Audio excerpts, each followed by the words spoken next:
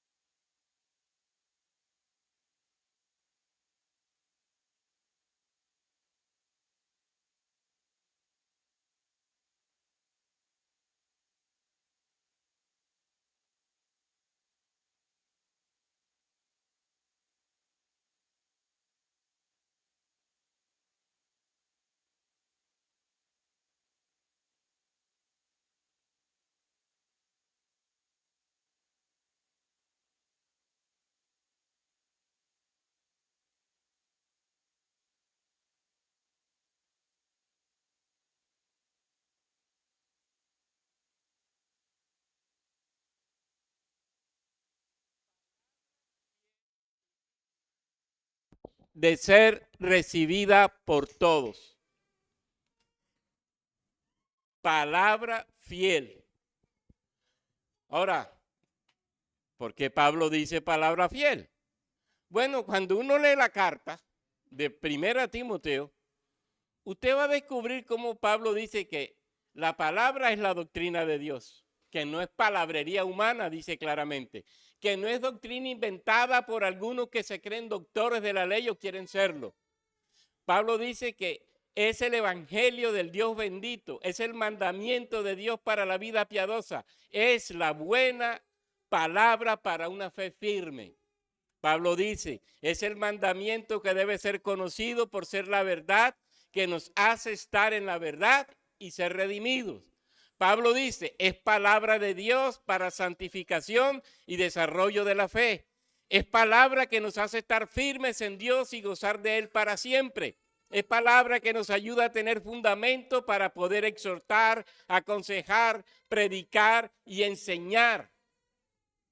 Miren cómo Pablo se refiere a la palabra de Dios y por eso dice, así como es la palabra de Dios, sin duda alguna es palabra fiel. La característica de la palabra revela el carácter mismo de Dios. En este sentido, si la palabra es la verdad, es porque Dios es la verdad. Si la palabra es para santificación, es porque Dios es santo. Si la palabra nos ayuda a tener sabiduría para exhortar, aconsejar, predicar y enseñar, es porque Dios es sabio y en su gracia nos da el Espíritu Santo y la misma palabra para que podamos aconsejar, exhortar, discipular, evangelizar. Entonces, Pablo es claro, palabra fiel, sí, es palabra fiel. ¿Por qué? Porque es palabra del Dios fiel. Porque es una palabra que se cumple. Porque es una palabra, como diría el profeta, que no regresa vacía. Porque es una palabra que es la verdad divina. Porque es una palabra que se nos dio para salvación, para liberación, para transformación.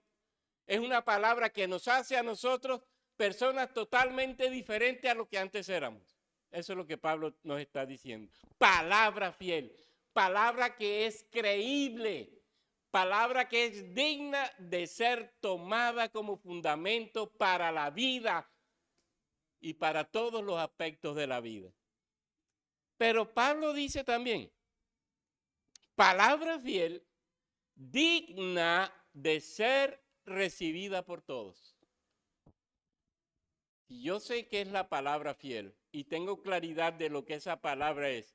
Y Pablo, como les dije ahora, me lo deja bien definido en toda la carta, inclusive en la segunda carta amplía.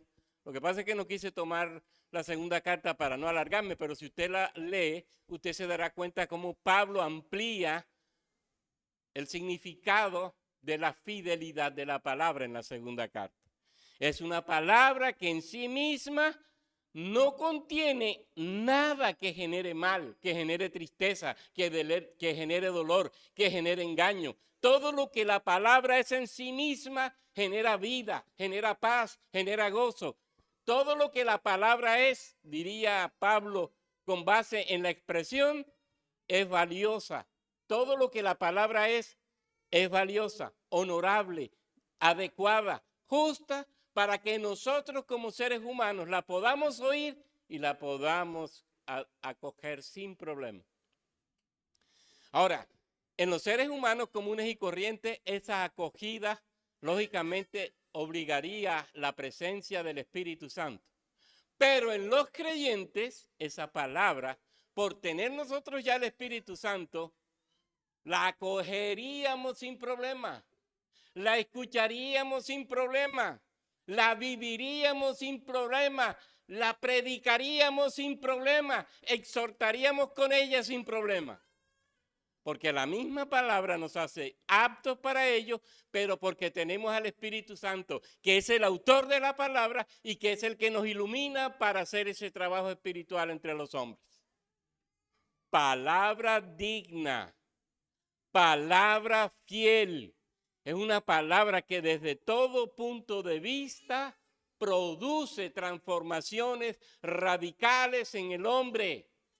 El hombre que es tocado por la palabra es, sin duda alguna, hecho otra persona a lo que antes era.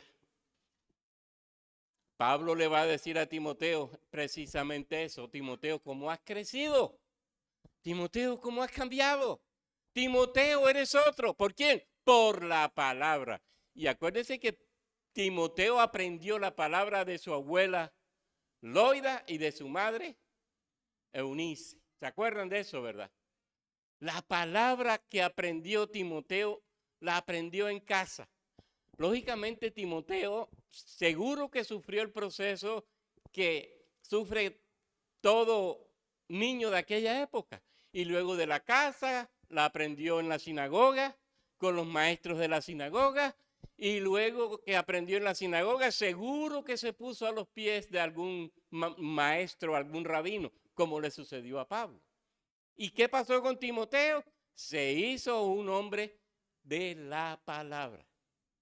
Y se constituyó luego precisamente pastor de la iglesia de Éfeso. Ayudó a Pablo en sus viajes, colaboró con Pablo en muchos aspectos.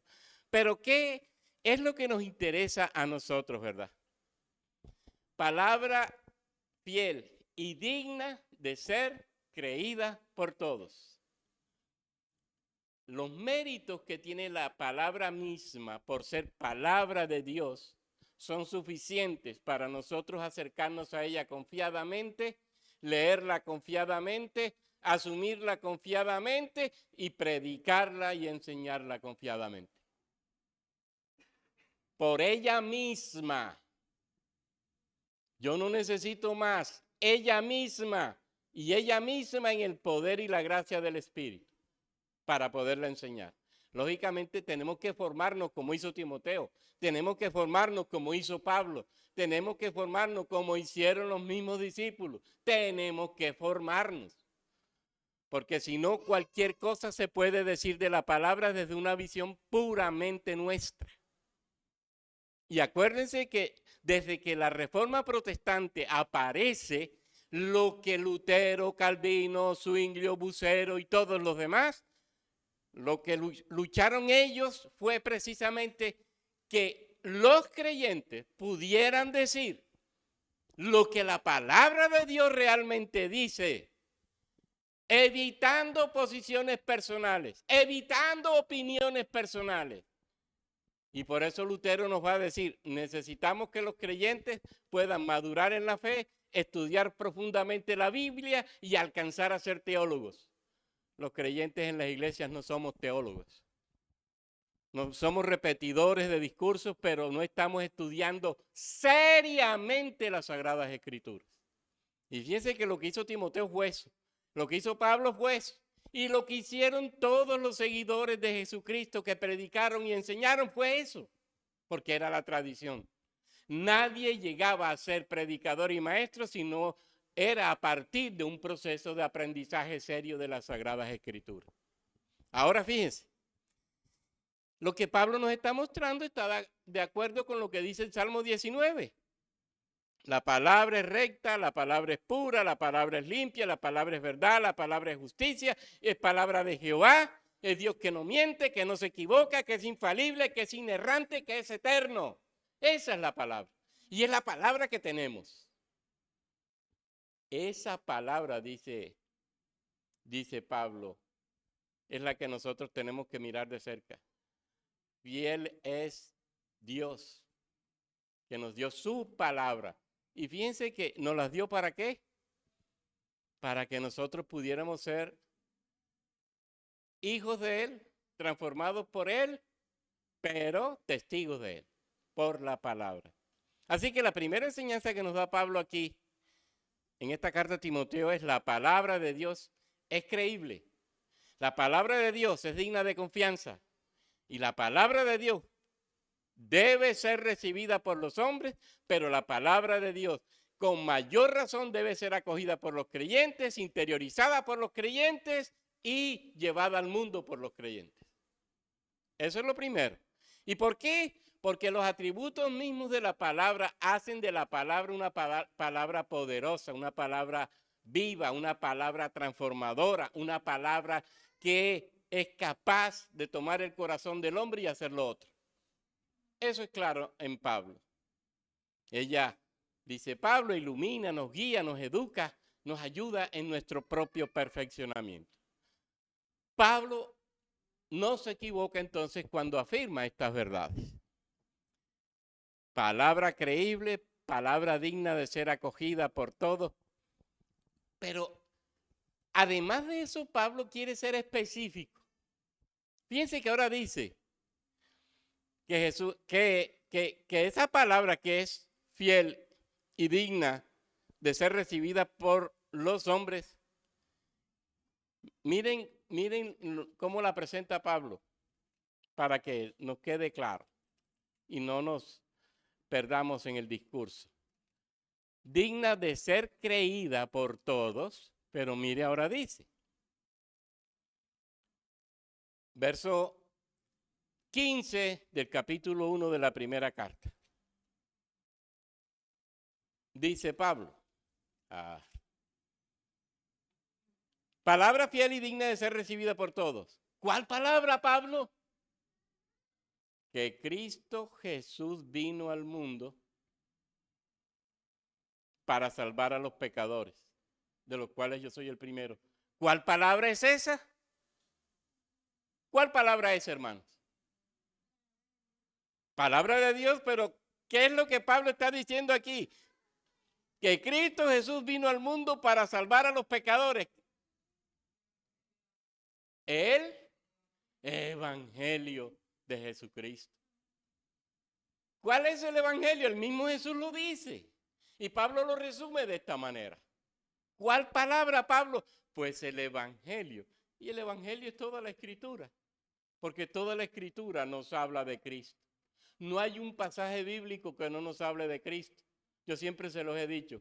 Si usted me habla de Moisés y no termina hablando de Jesucristo, enseñó muy mal. Si usted habla de Abraham y no termina hablando de Jesucristo, enseñó muy mal. Si usted habla del arca cuando Noé y no termina en Jesucristo, enseñó pésimo. ¿Por qué? Porque siempre en la escritura, y lo aprendimos en la exégesis reformada, es esa. Toda la escritura nos habla de Jesucristo. Por eso no podemos hablar, ay sí, que Abraham fue padre de la fe, que habrá esto, que habrá lo otro. Y acuérdese, termina en Jesucristo. Porque Abraham es tipo de Cristo, porque Moisés es tipo de Cristo, porque la serpiente levantada es tipo de Cristo, porque el arca donde Noé se salva es tipo de Cristo. Todo lo que el Antiguo Testamento nos muestra en la palabra está tipificando a Cristo. Toda palabra que no termine en Cristo, la estamos predicando mal. Y eso es una norma simple de la misma escritura. Acuérdese, la palabra explica la palabra. Yo no tengo que inventarme nada. Yo no tengo que inventarme nada. Simplemente, estudiando seriamente la escritura, descubrimos esa verdad. ¿Y qué pasa? Entiendo el mensaje divino. Ahora, dice Pablo, ¿cuál es la palabra fiel y digna? Que Cristo Jesús vino al mundo para salvar a pecadores.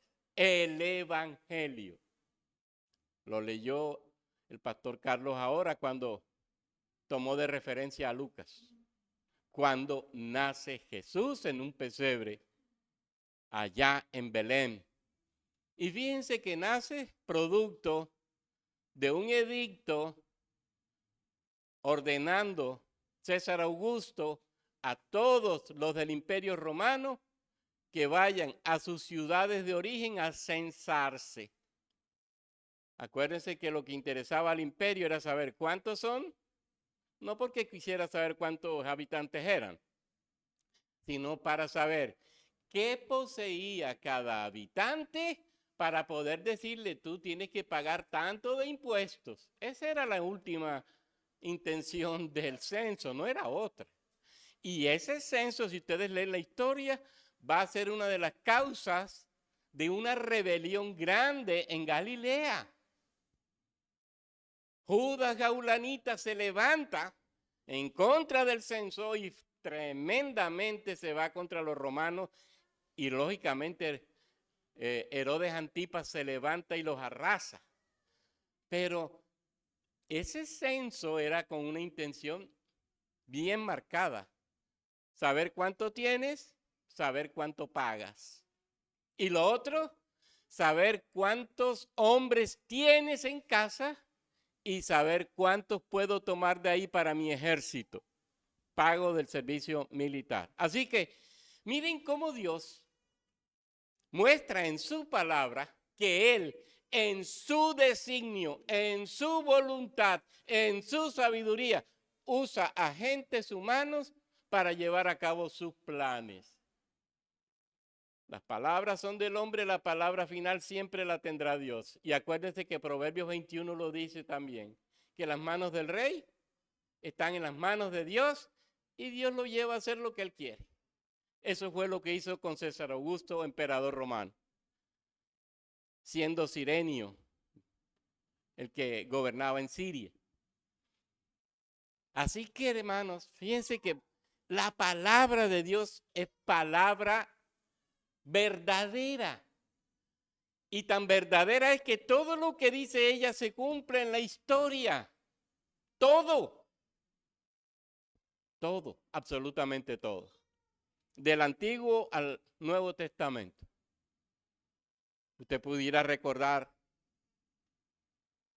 la ciudad de Tiro, dice el profeta, y Tiro será destruida y sus ruinas serán lanzadas al mar. Lea la Biblia. 200 años después no es lo que le pasa eso a Tiro. Tiro es atacada, destruida y las ruinas echadas al mar porque hacen un gran malecón y un gran puente para llegar a una isla. Es la palabra de Dios y si es la palabra de Dios es la palabra verdadera, es la palabra segura, es la palabra que me da paz. Esta palabra no es palabra humana. Es palabra sobrenatural. Y esta palabra sobrenatural nos está enseñando que Cristo vino a este mundo para salvar a los pecadores. Esta palabra nos está diciendo que el evangelio es el medio que Dios utiliza para salvar a los hombres. Por eso Cristo Jesús vino, cumpliendo esa palabra. Cristo Jesús vino al mundo a salvar a los pecadores. Fíjense que es el evangelio mismo, les he dicho. Vino al mundo. Vino. ¿Estaba en el mundo? No, no estaba. ¿Dónde estaba? En la eternidad con el Padre y con el Espíritu. ¿Dónde? En el cielo eterno. Y dice Pablo, Cristo vino. Vino, no estaba aquí. Él era supraterreno. Vino, se hizo carne y dice Juan, habitó entre nosotros y vimos su gloria, gloria como del unigénito del Padre. Vino, eso es lo primero, vino al mundo. Cristo Jesús, el Hijo de Dios, el eterno Mesías, ese que se esperaba ansiosamente por los judíos, vino. El gran rey del linaje de David vino y vino a salvar a su pueblo y a gobernar entre los hombres. Vino. Que nos quede claro eso. El ungido de Dios no nos trajo un reino humano. Ya aprendimos y hemos aprendido muchas veces que si hubiera sido Jesús un rey humano, seguro que hubiera entrado a Jerusalén con un gran ejército y hubiera atacado la Torre Antonia donde estaban los militares, hubiera atacado el palacio de Herodes donde estaba hubiera atacado el palacio de los sacerdotes donde en ese momento estaría Herodes Antipas y Pilatos. Es decir, hubiera acabado con todos los que gobernaban en ese momento. Pero él no llegó ni con caballos, ni con armas, ni con nada. La palabra nos dice, llegó en un burro y su ejército era una multitud de gente simple, enferma, cojos y demás. Ese era su ejército. Vino y se reveló al mundo y reveló su palabra. ¿Para qué? Para salvarnos. Ojo, esa es la clave del mensaje de la Navidad. Para salvarnos. Vino al mundo a salvar a los pecadores. Ojo. Yo les dije una vez y le he dicho muchas veces, quizás, si la problemática del mundo hubiera sido la salud, seguro que Dios manda a un gran médico. Pero ese no es el problema del mundo. Si el problema hubiera sido la economía, seguro que Jesús hubiera sido un gran economista y hubiera resuelto los problemas económicos. Pero no, para Dios ese no es el gran problema. Esos no son los grandes problemas. El gran problema que siempre tendrá la humanidad se llama naturaleza adámica, pecado. Ese es el gran problema. Y por eso Jesús viene aquí. Nace de una mujer aquí, en un pesebre. ¿Para qué? Para salvar a los pecadores. Fíjense que el mismo Pablo en Filipenses 2 nos dice que Cristo Jesús, siendo en forma de Dios, no estimó el ser igual a Dios como cosa que aferrarse, sino que se despojó a sí mismo, tomando forma de siervo, hecho semejante a los hombres, y estando en la condición de hombre, se humilló a sí mismo, haciéndose obediente hasta la muerte y muerte de cruz. Que nos quede claro, ¿y por qué? ¿Por qué tanta humillación, Jesús? Porque era necesaria para darte la vida eterna. Porque era necesaria para darte la salvación. Eso fue lo que yo vine a hacer y por eso tuve que morir como un maldito. No era él maldito. Se hizo maldito, que nos quede claro. Y se hizo maldito por tu pecado y el mío. Porque él no tuvo pecado. Por tanto, la maldición no lo tocaba. Pero él acoge mi pecado y tu pecado. Y por ti y por mí se hizo maldito. Y como tratado como un maldito, muere en una cruz.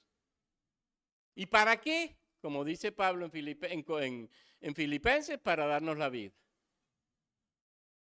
Para darnos la vida. Entonces, dejó su gloria, como dice Juan.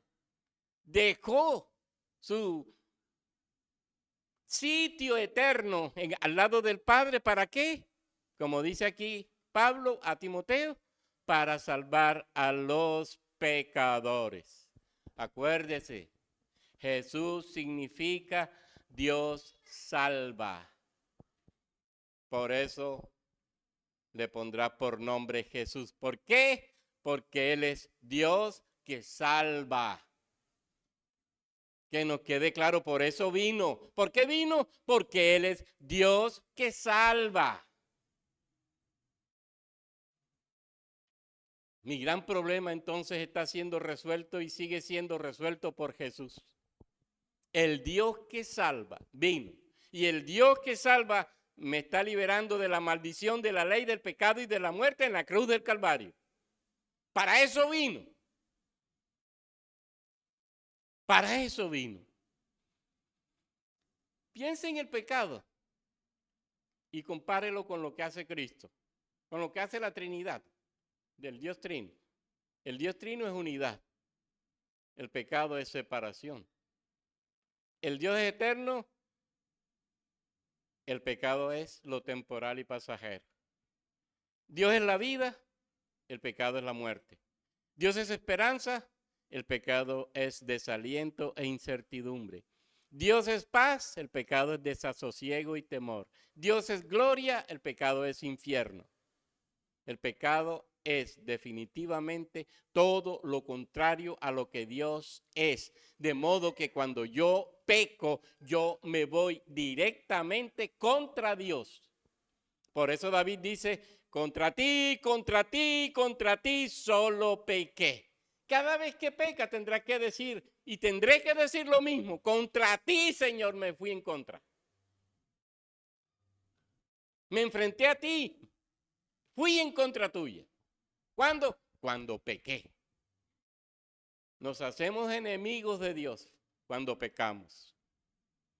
Así que la promesa de salvar que estaba desde Génesis y que se ve en toda la Biblia, pasando por el Antiguo Testamento, se cumple. El linaje de la mujer vino y el linaje de la mujer aplastó la cabeza de la serpiente en la cruz del Calvario. Allí fue aplastada esa cabeza. Y los cristianos, por gracia, porque Cristo imputó su justicia a nosotros y nosotros imputamos nuestro pecado en Él, salimos declarados justos por Dios. El Mesías cumplió la tarea. Venía a este mundo a salvar y lo hizo. Y mire, si usted mira la palabra y los diferentes significados de la palabra pecado en hebreo, usted se va a sorprender. Fíjense, hay un significado que me llamó mucho la atención y es una palabra que se usa en el Antiguo Testamento. Estar en pecado o pecar. Asumir una vida en donde jamás alcanzaremos lo verdaderamente valioso, lo verdaderamente agradable, lo verdaderamente saludable. Es andar en la vida siempre tomando el camino equivocado, pasando por alto la norma de vida de Dios, o en lenguaje simple judío, siempre caminando, dando pisadas en falso y equivocándonos en escoger lo que realmente nos conviene fuera de Dios. Atá. Y eso tiene un discurso larguísimo. Estar en pecado. Y hay otros términos. Pecado definitivamente me desvía del sendero divino. O dicho en lenguaje de Pablo, me saca de la órbita en donde yo giro en torno a Cristo. Me saca de la órbita. Del plano en donde yo estoy girando, diría Pablo. Entonces, como el pecado era el problema, Él vino a salvar a los pecadores. ¿Y lo hizo cuándo? Bueno, primero, nace en un pesebre y nace como el peor hombre. ¿En qué sentido? Mire que hay, usted sabe lo que es nacer. Lo que pasa es que a nosotros los pesebres nos los pintan muy bonitos. Piense en un pesebre judío. Piense. Y seguro que cuando usted descubra lo que es un pesebre judío se va a dar cuenta, definitivamente Jesús nació en las peores condiciones. Porque hasta la paja no las pintan limpia. Es decir, es una paja que no tiene sucio. No, Jesús nació en las peores condiciones. Y fue un parto en donde se tuvo que correr. Ya sabemos por qué. Una embarazada está en Belén, donde hay un censo. La ciudad está repleta de gente. ¿Quién atiende? ¿Qué casa atiende a una embarazada que está para parir? ¿Qué casa la atiende? Ninguna. Ya sabemos por qué. Sencillamente porque cuando ella pare hay derramamiento de sangre. Y si hay derramamiento de sangre, hay impureza. Y entonces todos los de la casa se vuelven impuros. ¿Quién quiere a una mujer para parir en la casa? Nadie. Por eso a Jesús le toca nacer en la peor condición. No nació en Jerusalén. No nació en Egipto, en las ciudades grandes de Egipto. No nació en Séforis, la capital de Galilea, que era hermosa. No nació en las grandes ciudades. En un pueblito. Que si usted revisa el mapa de aquella época no aparece en el mapa. Perdido en la historia. Miren la venida del Mesías. No tengo ni dónde recostar la cabeza. No tengo dónde recostar la cabeza. ¿Y cómo nació? En la pobreza más grande que puede nacer un ser humano. Y en la impureza en cuanto a peligro de enfermedad más grande en que puede nacer un ser humano. Allí nació. Y lo envolvieron en pañales. ¿Estás pensando en los pañales Winnie? ¿O estás pensando en aquellos pañales de tela? Ni siquiera eso. Lea la tradición judía. ¿Cuáles eran los pañales? Trapos que alaban en tiras y envolvían al niño ahí. Las tiras hechas para envolver a los niños. Miren cómo nace. El rey del universo nace como el pobre de los pobres. ¿Para qué? Para que yo piense cómo debo ser. ¿Por qué?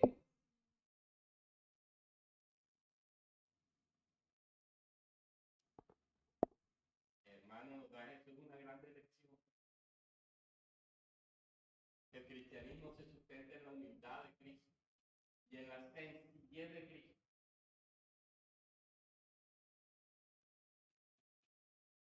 Muéstrame un versículo bíblico que Jesús te diga, mira, yo te vine a traer riqueza materialmente hablando. Muéstrame uno.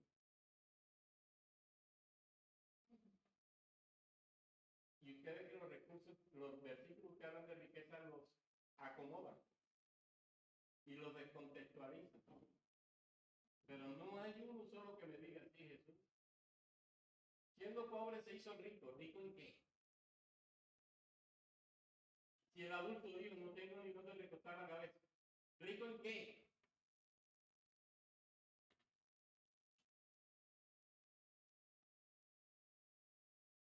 ¿Rico en qué?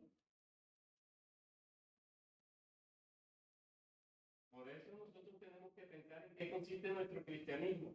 En vivir una vida conforme a la que vivió Jesús.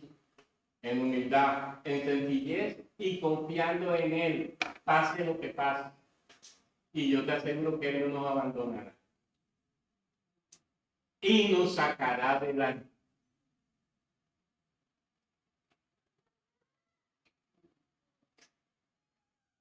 Sigue, termino.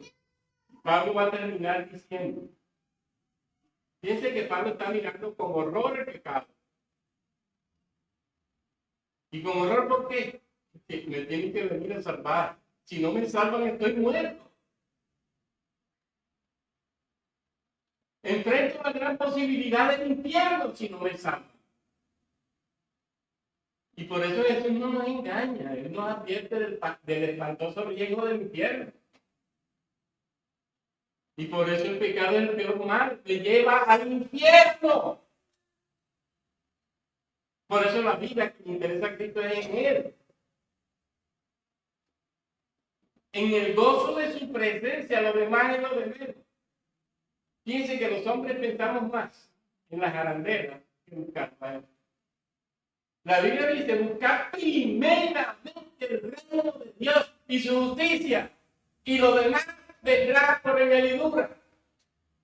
Usted ve a la gente orando por las añadiduras y después orando para que Cristo le ayude o lo santifique o lo bendiga. No, busca primero el reino y lo demás te llega sin problema. Porque Él así lo dispuso. Porque es que lo primero es Él. Lo segundo es Él. Lo tercero es Él. Y siempre será Él. Eso no lo establecí yo, lo estableció Dios. Eso se llama. Y es bueno que en la Biblia lo repasemos. Autocentricidad de Dios. La teología en ese sentido es clara. ¿Qué quiere Dios? Que toda nuestra vida sea para Él y ya. Y que en toda nuestra vida la gloria sea para Él y ya. Hagan lo que hagan, la gloria será para mí, ni siquiera para nosotros. El más importante en la Biblia no soy yo, el más importante en la Biblia es Dios. Por eso Dios todo lo quiere y todo apunta a Él. De manera que si yo le glorifico, lo demás es lo de menos. Si cumplo con lo que Él establece, lo demás es lo de menos. No dice Pablo, todo lo considero basura por amor a Cristo. ¿Y quién era Pablo? Mire que se describe quién era. Hebreo. Miren, a mí no me van a hablar de élite porque yo soy de la élite. Va a decir los Pablo. Yo soy de la élite. Yo tenía mis recursos. Yo era de una tribu de reyes. Yo pertenecía a la tribu de Benjamín. A mí ustedes me dejan de cuento. Si ustedes buscan pergamino, yo lo tengo. Yo soy de la misma tribu de Benjamín, de donde salió el primer rey de Israel. Yo soy hebreo. Yo soy dentro de los hebreos. Vean lo de Pablo. Y dice al final, ¿y eso para qué? Basura. Dice que los cristianos buscamos primero en la basura y después lo buscamos aquí. Lo que Pablo consideró basura para nosotros es más importante. Y el más importante queda relegado a un segundo plano. Sabiendo que si yo busco al más importante, los demás no tengo que esforzarme. Porque Dios sabe, antes de que yo tenga la palabra en mi lengua, sabe lo que yo necesito. Y entonces, hermano, Pablo va a terminar diciendo, y con esto termino. Quiero decirles, la venida de Cristo, y ustedes saben, estuvo profetizado. Desde el Antiguo Testamento todo estaba fríamente definido en el decreto eterno de Dios. Y los profetas hablaron de eso. Y dónde nacería, y quién sería la madre de Jesús, y cómo sería el proceso de su vida, cómo crecería, cómo sería su juicio. Todo Dios lo había definido desde antes. Pero ahora Pablo va a decir, Cristo Jesús vino al mundo para salvar a los pecadores, de los cuales yo soy el primero. Pablo, ¿qué está diciendo? Me dejas en duda, Pablo. ¿Sabes por qué, Pablo? ¿Qué tú me dices? Me dijiste hace algunos años que con Cristo estoy crucificado y ya no vivo yo, vive Cristo en mí. Y lo que ahora vivo en la carne lo vivo en la fe del Hijo de Dios, el cual de amor se entregó a sí mismo por mí. Y ahora, ¿cómo me dices, Pablo? Tú eres el primero de tus pecados. Cuando tú dices que tú estás en Cristo y vives en Cristo y te gozas de Cristo. ¿Cómo es eso, Pablo? Tú mismo me dices, Pablo, si alguno está en Cristo, nueva criatura, las cosas viejas pasaron, todas son hechas nuevas. Es que yo no soy nuevo, Pablo. O es que tú no eres nuevo, Pablo. Tú no has sido transformado, Pablo. Tú no eres otro, Pablo. Y si usted revisa las oraciones de Pablo, todas dicen que en Cristo, en Cristo, en Cristo, en Cristo. Y aquí me dice, al final de su vida, yo voy a decir de los pecadores, yo soy. Porque si Pablo me hubiera dicho, yo fui el primero, bueno, la afirmación que tú haces como una extremadamente hermosa y tal. Pero no me dice yo fui. Tú estás diciendo, yo soy el primero de los pecadores. Y entonces, Pablo, y aquí está lo que Pablo quiere transmitir. El problema del pecado en la carne. Y eso es lo que Pablo quiere que pongamos. Eso es lo que Pablo quiere que miremos de cerca y le pongamos mucha atención. Y es acerca de eso de lo que Pablo habla. Es una advertencia muy en serio de lo que es la vida cristiana. Y de que la vida cristiana no es un paseo. Y de que la vida cristiana no se toma a la ligera. y de que la vida cristiana no es posible vivirla de cualquier modo. Pablo nos está advirtiendo con su experiencia misma lo que nosotros tenemos que hacer desde la palabra y con el discernimiento del Espíritu para poder vivir la fe de manera agradable y de bendición en Dios. Pablo comprendía perfectamente su pecaminosidad. Pablo sabía que su pecaminosidad la llevaba inherente en su naturaleza humana y que nadie, excepto Jesucristo, era capaz de liberarlo de esa condición pecaminosa de modo definitivo. Y eso cuando Pablo murió. Y por eso Pablo nos está diciendo, ojo, vino a salvar a los pecadores, pero yo sigo siendo pecado. Yo puedo haber afirmado cosas grandes y hermosas, pero eso no me quita la condición de pecador. Y por eso Pablo nos alerta, todavía nosotros tenemos un gran enemigo en nosotros, nuestro propio corazón, y de ese propio corazón es que el Mesías ha venido. Por eso el Mesías ha venido para liberarnos de él. La gracia de Dios no era solo para el perdón de nuestros pecados, dice Pablo, y pasado y presente, sino que la gracia de Dios nos tiene que servir a nosotros para vivir con fuerza, con valentía, con entereza, con coraje, una nueva vida en Cristo. Por eso va a decir, con Cristo estoy crucificado. Claro, sí que si yo no estoy en Cristo, perdí el ánimo como creyente. Y seguro que el pecado me toca de mí un desastre. Porque sigue afectándonos el corazón malo que todavía permanece.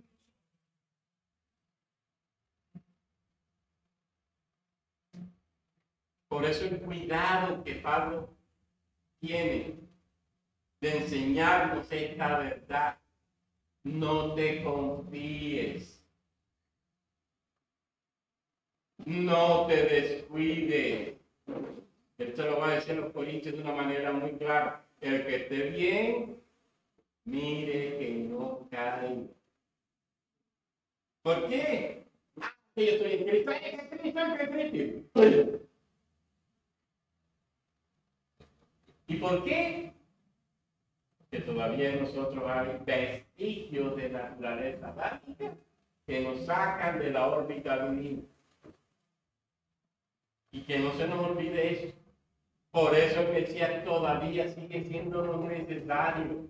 Y por eso el Mesías en el cielo sigue siendo el sumo sacerdote que sigue intercediendo por nosotros para mantenernos en la fe. Porque si fuera por nosotros mismos, hace mucho tiempo que no fuéramos creyentes. Si Cristo no estuviera intercediendo por nosotros hoy en los cielos, ¿qué sería de nosotros?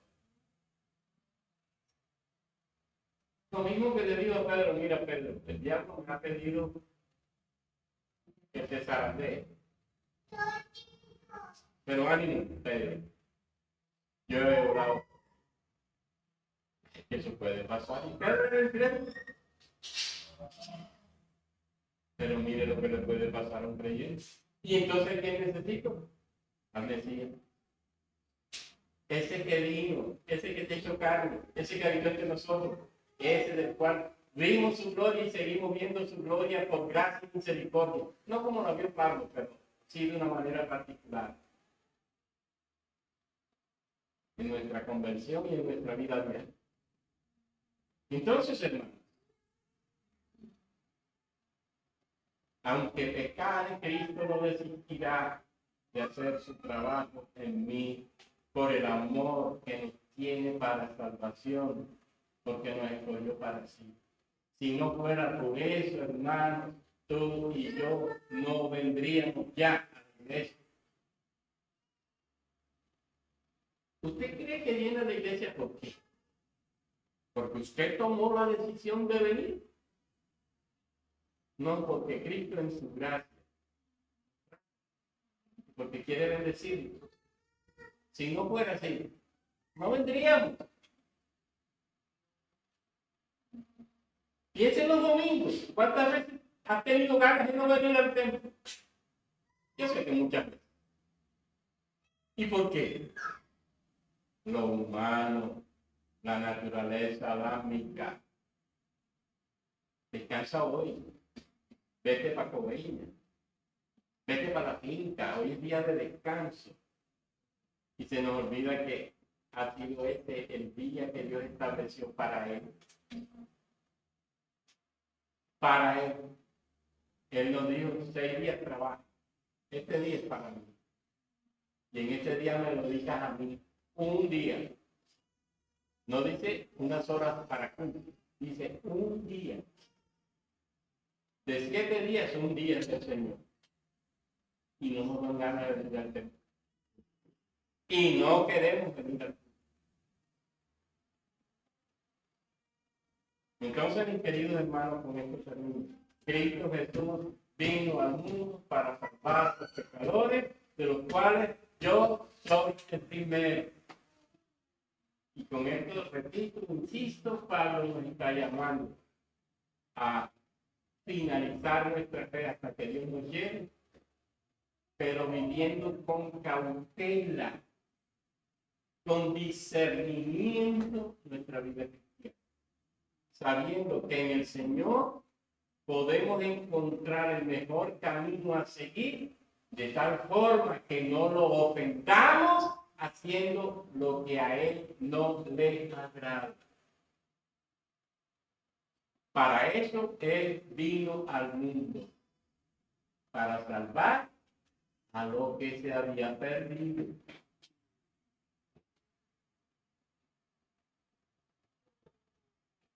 Y que nos quede claro esto. La gracia divina en nuestras vidas no se limita a la salvación solamente. Se extiende a cada aspecto de nuestra existencia.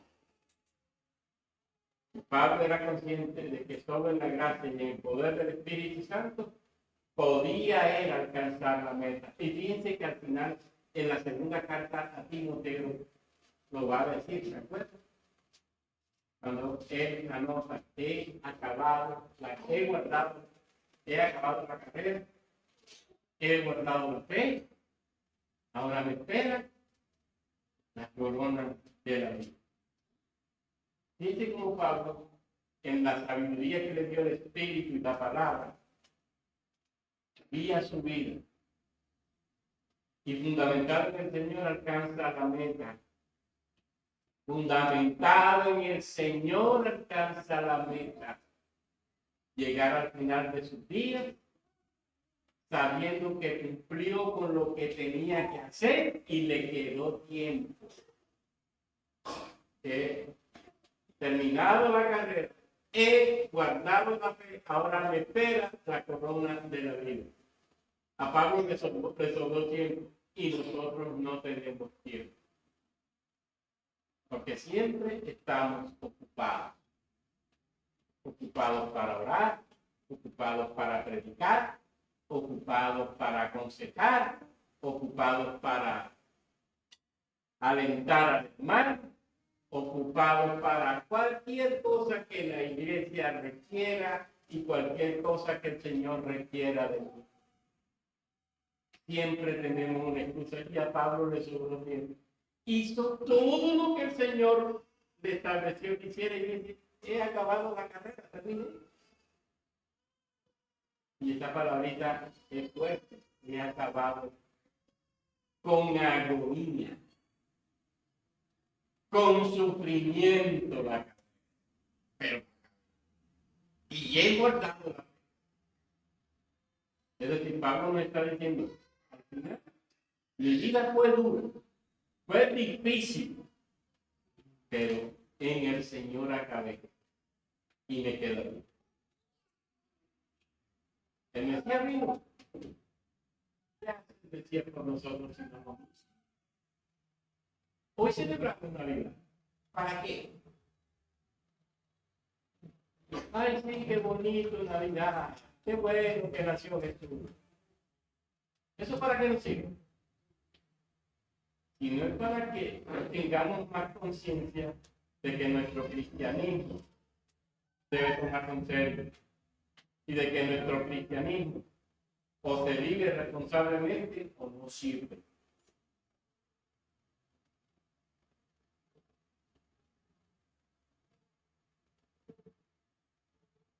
Que podamos decir como Pablo lo dice. Tu palabra es bien, tu palabra es digna, y tú, Señor, has venido a salvar a pecadores, de los cuales yo soy el primero. Que Dios nos bendiga, hermanos, que Dios se glorifique cada vez más en nosotros, llevando nuestro cristianismo serio y un cristianismo responsable. No un cristianismo barato y superfluo, humano, eso no sirve para nada. Ese cristianismo nos lleva al infierno. Dios nos ayude. Amén.